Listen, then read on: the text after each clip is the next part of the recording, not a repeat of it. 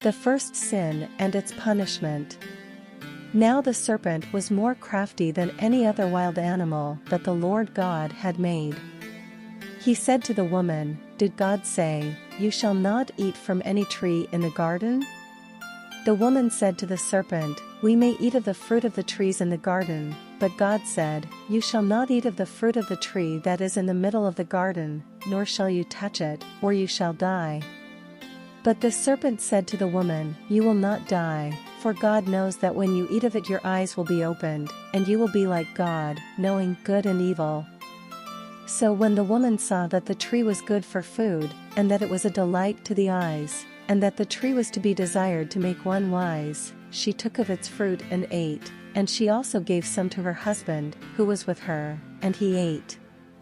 Then the eyes of both were opened, and they knew that they were naked, and they sewed fig leaves together and made loincloths for themselves. They heard the sound of the Lord God walking in the garden at the time of the evening breeze, and the man and his wife hid themselves from the presence of the Lord God among the trees of the garden.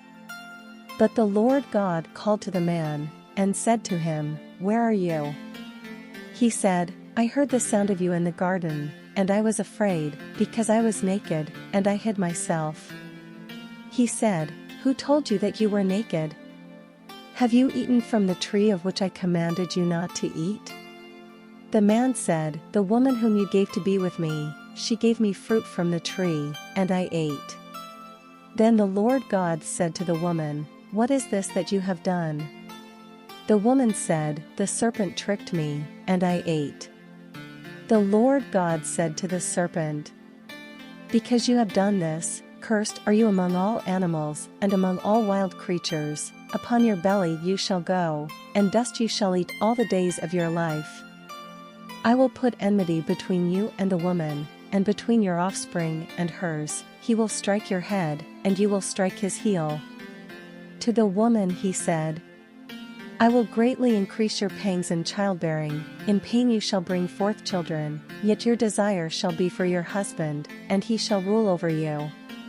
And to the man he said, "Because you have listened to the voice of your wife, and have eaten of the tree about which I commanded you, you shall not eat of it. Cursed is the ground because of you, in toil you shall eat of it all the days of your life, thorns and thistles it shall bring forth for you, and you shall eat the plants of the field.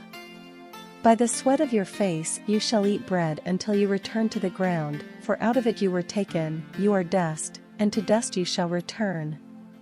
The man named his wife Eve, because she was the mother of all living.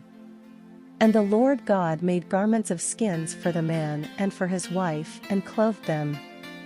Then the Lord God said, "See, the man has become like one of us, knowing good and evil, and now he might reach out his hand and take also from the tree of life, and eat, and live forever." Therefore the Lord God sent him forth from the Garden of Eden, to till the ground from which he was taken. He drove out the man, and at the east of the Garden of Eden he placed the cherubim, and a sword flaming, and turning to guard the way to the tree of life.